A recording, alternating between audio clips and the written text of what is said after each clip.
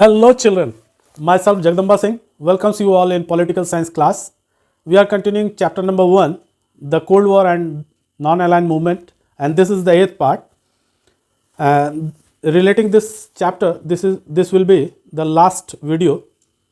अभी तक के वीडियोस में हम लोगों ने जाना है कि इस चैप्टर में हम लोगों ने देखा कि कोल्ड वॉर के दौरान पूरा जो विश्व था वो दो खेमों में बढ़ गया था, टू पोल्स में डिवाइड हो गया था।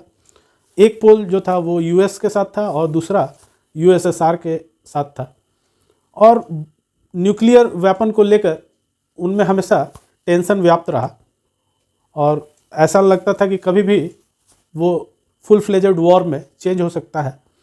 और कई इस दौरान छोटे छोटे वॉर्स भी देखने को मिले, लेकिन उस समय कुछ ऐसे देश थे जो नई नई आज़ादी को प्राप्त कर रहे थे, डीकोलोनाइज्ड हो रहे थे, यानी कॉलोनियल रूल से उनको फ्रीडम मिल रही थी। वो जो देश थे उन लोगों ने ये डिसाइड किया कि they will make a third alliance and that will be the non align movement.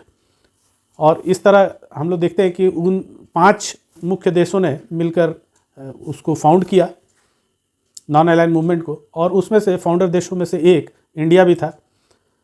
तो किस तरह से उसने ये जो थर्ड अलायंस बना, जिसको नॉन अलाइन का नाम दिया गया, इसने किस तरह से बाइपोलैरिटी को चैलेंज किया, इसको भी हम लोगों ने देखा है बहुत अच्छी तरह से।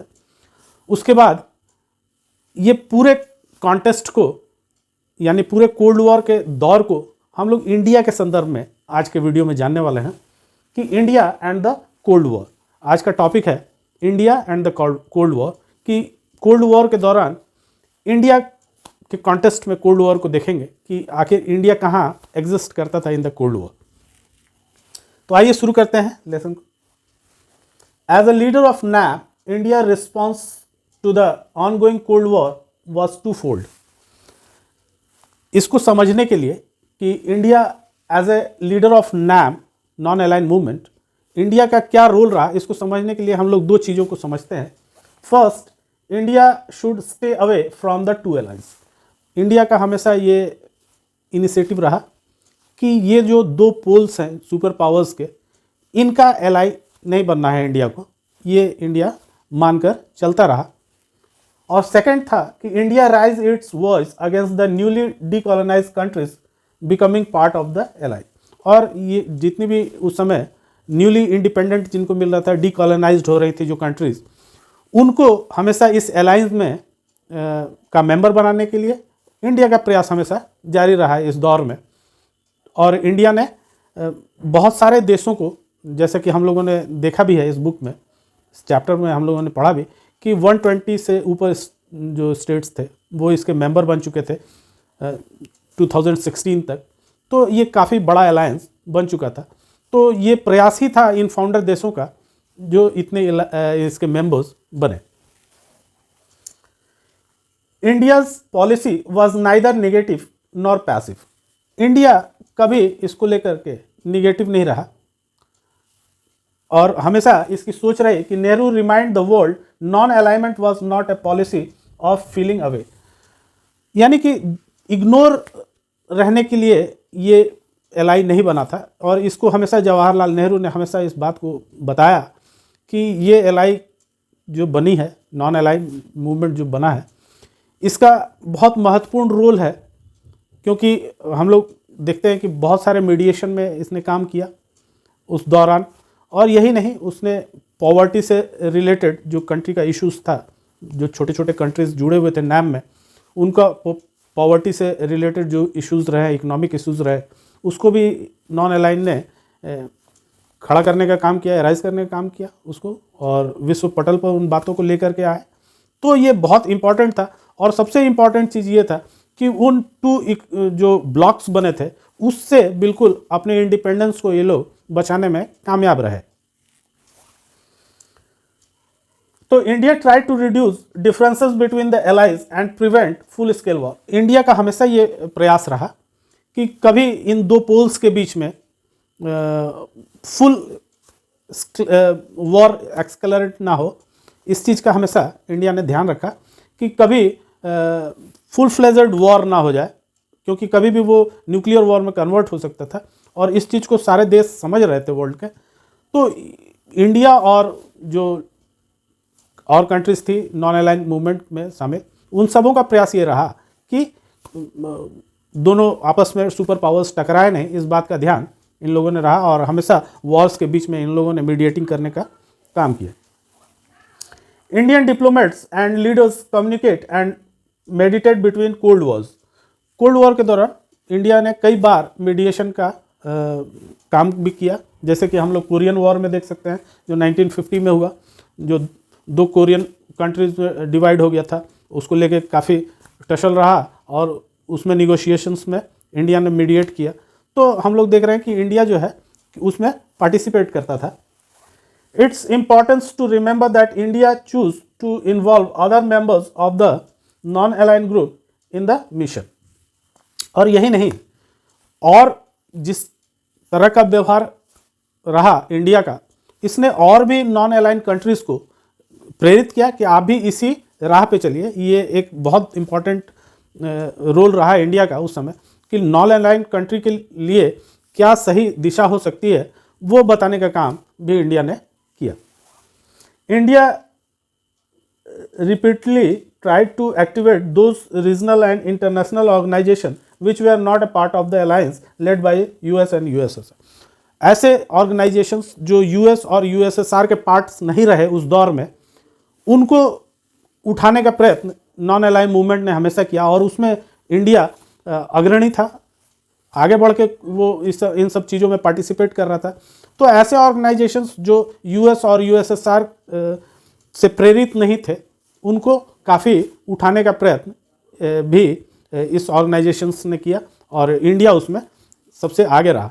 तो हम लोग देखते हैं कि काफ़ी कुछ इंडिया उस समय कर रहा था कोल्ड वॉर के दौरान, और बहुत सारे मीडिएशन इसके द्वारा किए गए और उन ऑर्गेनाइजेशंस को आगे बढ़ाने में भी मदद किया इंडिया ने। तो इस तरह के कामों में इंडिया पूर्ण रूप से इन्वॉल्व रहा उस दौर में। तो बच्चों, and non align posture also served India's interest in two ways. इसको हम लोग समझेंगे कि किस तरह से नॉन अलाइन पोस्चर जो इंडिया का था, यानी नॉन अलाइन स्टैंड जो इंडिया का था, वो किस तरह से इंडिया की मदद कर रहा था। ये दो बातों से समझेंगे हम लोग कि non align allow India to take international decisions and sentences that serve its interest rather than the interest of the super power and its allies. India उस समय न्यूली इंडिपेंडेंट था, अभी जस्ट उसको ये इंडिपेंडेंस मिला था 1945 के युद्ध के बाद 1947 में इंडिया आज़ाद हुआ, और उस समय उसको इंटरनेशनल लेवल पे कोई मान्यता नहीं थी। उस स्थिति में जब उसने एक फाउंड किया एक अलायंस को, जो कि नॉन अलाइन मूवमेंट के नाम से हम लोग जान रहे हैं, उसका one of the founder India भी रहा। तो इससे इंडिया को इंटरनेशनल लेवल पर एक स्टैंड मिला बोलने के लिए। ये एक बहुत बड़ी बात थी कि न्यूली बॉर्न जो कंट्रीज थे, वो कुछ उनकी मान्यता नहीं थी इन वर्ल्ड पॉलिटिक्स, और ऐसे में इंडिया ने एक नॉन अलाइनमेंट ग्रुप बना करके अपने वॉइस को राइज करने का उसको बहुत अच्छा एक प्लेटफॉर्म मिल गया थ्रू नॉन अलाइनमेंट। और दूसरी बात कि it's interest rather then interest of super, और वो अपने इंटरेस्ट की बात करने लगा था, ना कि सुपर पावर के इंटरेस्ट की बात उसको करनी पड़ रही थी। क्योंकि जो भी एलाइज बने थे, जो सुपर पावर्स के एलाइज थे, उनको सुपर पावर के हिसाब से चलना पड़ता था, और जो नॉन अलाइन कंट्री थे उनको किसी दबाव में काम करने की आवश्यकता नहीं थी, क्योंकि वो एक थर्ड फ्रंट में थे, थर्ड अलाइन में थे, और वो मुखर होकर अपनी बात को इंटरनेशनल लेवल पे रख रहे थे, और उसमें उनका इंटरेस्ट होता था, ना कि उन सुपर पावर्स का कोई इंटरेस्ट उसमें लाई करता था। दूसरी बात जो हम लोग देख रहे हैं कि India was often able to balance the super power against each other. जो दो सुपर पावर्स थे, वो उनको बैलेंस करने में बहुत मदद मिल रही थी नॉन अलाइन ग्रुप में शामिल होने के कारण। इंडिया को ये बैलेंस बहुत अच्छा बना पा रहा था इंडिया, कि एक ग्रुप के प्रेशर में नहीं था वो। अगर एक ग्रुप किसी तरह का प्रेशर डालता था तो दूसरा ग्रुप आ जाता था उसकी मदद करने के लिए। तो इस तरह से वो एक बैलेंस बना करके चलने में कामयाब रहा इस दौर में। तो हम देखते हैं कि ये दो बातें, एक तो कि नया बिल्कुल कंट्री था जिसको इंडिपेंडेंस मिली थी, ऐसे में इंटरनेशनल लेवल पे उनकी बात सुनने वाला कोई नहीं था, लेकिन एक प्लेटफॉर्म मिला जहां वो अपनी बातों को रख सकता था और वो अपने इंटरेस्ट की बात कर सकता था, ना कि उसको किसी ग्रुप की इंटरेस्ट की बात करनी थी। और दूसरा जो सबसे अहम चीज इसमें था कि वो इन दो सुपर पावर्स के बीच में बैलेंस बनाने में कामयाब रहा।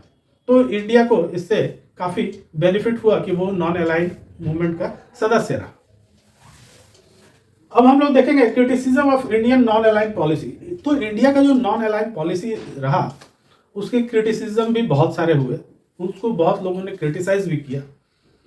तो आइए उन चीज़ों को भी हम लोग पढ़ें कि हम as a non aligned country हमको किन बातों को एज ए क्रिटिसिज्म सुनना पड़ रहा था उस दौर में।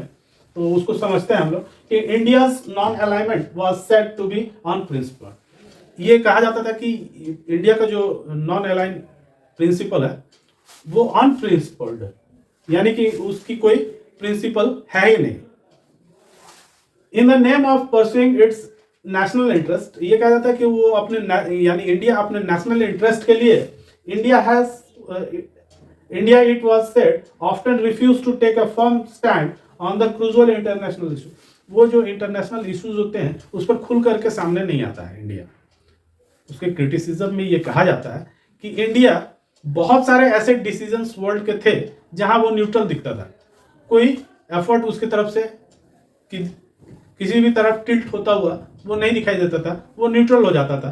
तो ये एक क्रिटिसिज्म उसकी रही इंडिया की कि उसने एक किसी साइड को नहीं चुना, वो अक्सर मौकों पर न्यूट्रल दिखाई देता था और कोई पहल उसके तरफ से किसी प्रकार की नहीं होती थी। तो इस तरह कि उसका कोई एक प्रिंसिपल नहीं था कि वो इधर जाए या उधर जाए। तो ये तो प्रिंसिपल रहा ही नॉन अलाइन ग्रुप का कि वो इन दोनों ब्लॉक के किसी भी डिसीजन से अपने को प्रभावित नहीं करेगा। ये हमेशा से नॉन अलाइन मूवमेंट के सदस्यों की ये बात रही शुरू से ही कि वो इन दोनों ग्रुप के प्रभाव को अपने ऊपर नहीं आने देगा।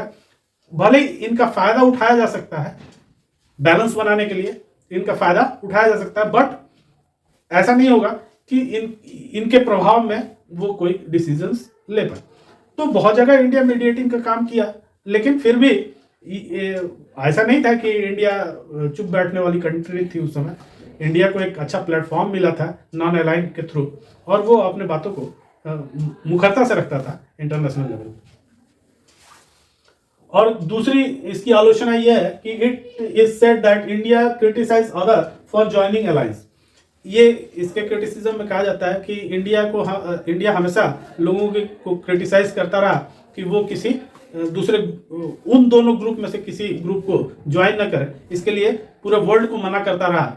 और खुद उसने India signed the treaty of friendship in August 1971 with the USSR for 20 years.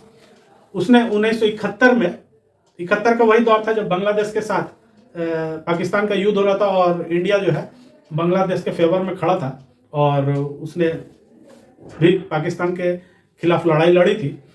तो ये वही दौर था 1971 का जब यूएसएसआर के तरफ उसने 20 साल के लिए दोस्ती का हाथ बढ़ाया था। तो ये क्रिटिसाइज किया जाता है कि दूसरों को मना करता था इंडिया कि वो इन दोनों ग्रुप के साथ न जाए, और खुद उसने 1971 में फ्रेंडशिप की 20 ईयर्स के लिए यूएसएसआर से। ये उसकी क्रिटिसिज्म में कहा है। तो आइए देखें कि इंडिया का एज ए काउंटर क्या कहना था इन क्रिटिसिज्म पे। द इंडियन गवर्नमेंट व्यू क्या थी? तो the Indian government view was that India needed diplomatic and possible military support during the Bangladesh crisis. उस समय बांग्लादेश का क्राइसिस चल रहा था और उस समय यूएस जो है वो फेवर में आ चुका था पाकिस्तान के, क्योंकि पाकिस्तान जो था वो यूएस के एलाई में था। तो उसके सपोर्ट के लिए यूएस ने शिप भेज दिए थे और इस चीज को काउंटर करने के लिए इंडिया को यूएसएसआर से हाथ मिलाना पड़ा, 20 इयर्स के एग्रीमेंट साइन करने पड़े फ्रेंडशिप के, और तब यूएसएसआर ने भी अपने शिप को उतार दिया इंडिया के फेवर में और दोनों जो है शिप फिर वापस चले गए। तो इस तरह से यूएस को काउंटर करने के लिए इंडिया ने यूएसएसआर से 20 इयर्स का फ्रेंडशिप किया था। वो दौर था युद्ध का, तो इस एक दबाव था इंडिया के ऊपर अपने इंटीग्रिटी को बचाने का कि कहीं उसके ऊपर कोई संकट ना आ जाए। वो बांग्लादेश को बचाने की कोशिश कर रहा है, कहीं उसके ऊपर कोई संकट नहीं आ जाए। और उस समय यूएस जो था वो सुपर पावर था, इंडिया उसके सामने कुछ भी नहीं था उस समय। तो ऐसी स्थिति में उसने यूएसएसआर से हाथ मिलाया, 20 साल की दोस्ती की। In any case, the treaty did not stop India having good relations with other countries, including US. अगर हाथ मिला भी लिया तो इससे क्या प्रभाव पड़ता है? इससे कोई प्रभाव नहीं पड़ता, क्योंकि अगर किसी से दोस्ती की जा रही है तो उससे ये नहीं होता है कि किसी के साथ दुश्मनी हो जा रही है या मैं उसके अलायंस के रूप में काम करूंगा, ये भी नहीं है, उसके ग्रुप में शामिल हो रहा हूँ, ऐसा भी नहीं है। सिर्फ दोस्ती हुई है और दोस्ती का रास्ता हमेशा खुला हुआ है। और वो दोस्ती का जो एग्रीमेंट था वो किसी अन्य देश से दोस्ती के लिए रोक भी नहीं रहा था। जैसे यूएस से भी हम जो दोस्ती कर सकते थे, जिस तरह से यूएसएसआर से इंडिया ने दोस्ती की, वैसे यूएस से भी दोस्ती कर सकता था इंडिया, उसके लिए कोई मनाही नहीं थी इस एग्रीमेंट में। तो इससे कोई प्रभाव इंडिया के ऊपर खास नहीं पड़ा कि उसने किसी एलायंस को ज्वाइन नहीं किया था, सिर्फ एक फ्रेंडशिप बनाई थी यूएसएसआर से। तो वैसा फ्रेंडशिप वो यूएस के साथ भी बना सकता था। तो इस तरह से हम लोग देखते हैं कि इंडिया जो है हमेशा अपने फेवर में नॉन अलाइन मूवमेंट में रह करके वो अपने फेवर का काम करता रहा और एक बैलेंस उसने बनाया इन टू पावर्स को कंट्रोल करने के लिए। ये बहुत अच्छा एक स्ट्रैटेजी रही इंडिया की, जो नॉन अलाइनमेंट मूवमेंट के रूप में हम लोग देखते हैं। तो बच्चों, अब प्रश्न ये है कि क्या इज नैम इरेलीवेंट टुडे, कि आज के समय में नैम जो है वो इरेलीवेंट हो चुका है। आइए इसको समझते हैं। With the disintegration of the USSR in 1991 the cold war ends. जैसा कि हम लोग जानते हैं कि 1991 के बाद यूएसएसआर का डिसइंटीग्रेशन हो गया और वो समाप्त हो गया। जो एक बड़ा पोल था, एक सुपर पावर था, वो अब सुपर पावर नहीं रहा आफ्टर 1991। और जो बाइपोलर था वर्ल्ड, वो अब यूनिपोलर हो गया, यानी अब एक ही सुपर पावर बचा और वो था US. Non alignment content some core values and enduring ideas. लेकिन इसके जो नैम के वैल्यूज थे, जो कोर वैल्यूज थे इसके, वो बिल्कुल उसी तरह रहे, उसमें कोई परिवर्तन नहीं आया 91 के बाद भी। It was based on recognition that decolonized states share a historical affiliation and can become a powerful force if they come together. जो ये decolonized countries का ग्रुप जो बना, जिसको हम लोग नॉन अलाइनमेंट ग्रुप कह रहे हैं, ये ऐसे कंट्रीज़ का ग्रुप था जो कभी ना कभी गुलाम रही थी इन वेस्टर्न कंट्रीज़ की। तो इनकी हिस्ट्री लगभग एक जैसी थी और वो थी गुलामी की हिस्ट्री। तो उस हिस्ट्री के कारण states share a history affiliation and can become a powerful force if they come together. और इस हिस्ट्री एक होने के कारण ये इनका ये मानना था कि अगर ये एक होकर रहेंगे, if they will live together in a group, तो वो अच्छा जवाब दे सकते हैं इन फॉरेन कंट्रीज़ को जो कि कभी उनके ऊपर हुकूमत कर चुकी हैं। तो इनका ये मानना था कि इनका ये ग्रुप जो है ये इसी तरह बना रहना चाहिए, इसको टूटना नहीं चाहिए। It means that the poor and often very small countries of the world need not become followers of any of the big powers. इनका ये मानना था कि हम लोग किसी बिग पावर के इन्फ्लुएंस में कभी नहीं रहेंगे और इसीलिए हम लोगों को एक होकर रहना पड़ेगा, यानी कि इस नॉन अलाइनमेंट को हम लोगों को बना कर रखना पड़ेगा, क्योंकि अगर हम लोग बिखर जाएंगे तो हम लोगों का पावर भी जो है वो बिखर जाएगा और जो बड़ी कंट्रीज़ हैं वो हम पे हमला कर दी। जैसे कहा जाता है कि बड़ी मछलियाँ छोटी मछलियों को खा जाती हैं, उसी तरह ये वेस्टर्न कंट्रीज़ थी जो अभी ये बिल्कुल छोटे छोटे कंट्रीज़ के रूप में उभरी थी। और अगर ये उनके पास जाती तो हो सकता था कि ये इनका फ्रीडम नहीं बच पाता। तो आज भी इनको उनसे डर है और इस डर के कारण ये एक बनकर उनका सामना कर सकती हैं। ये भावना इनके अंदर आज भी है। That they could pursue an independent foreign policy, और जब ये अलग एक ग्रुप के रूप में रहेंगे तो इनकी अपनी एक फॉरेन पॉलिसी होगी और ये फॉरेन पॉलिसी पर किसी वेस्टर्न कंट्री के डिपेंड नहीं रहेंगे, ऐसा इनका मानना था। इसलिए आज भी हम लोग देखते हैं कि नॉन अलाइनमेंट कंट्री की संख्या लगातार ग्रुप में बढ़ती जा रही है और 2016 तक ये संख्या 120 के लगभग पहुंची हुई थी। It was also based on a resolve to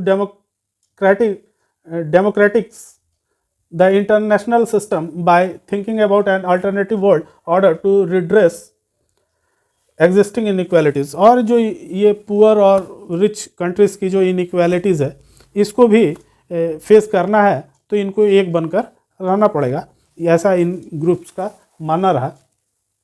this core ideas remain relevant even after the cold war, और ये जो आइडियाज़ हैं ये नाम को कोल्ड वॉर के बाद भी बिल्कुल सुरक्षित रखे हुए हैं, इसी तरह रेलिवेंट बना हुआ है ये ग्रुप आज भी।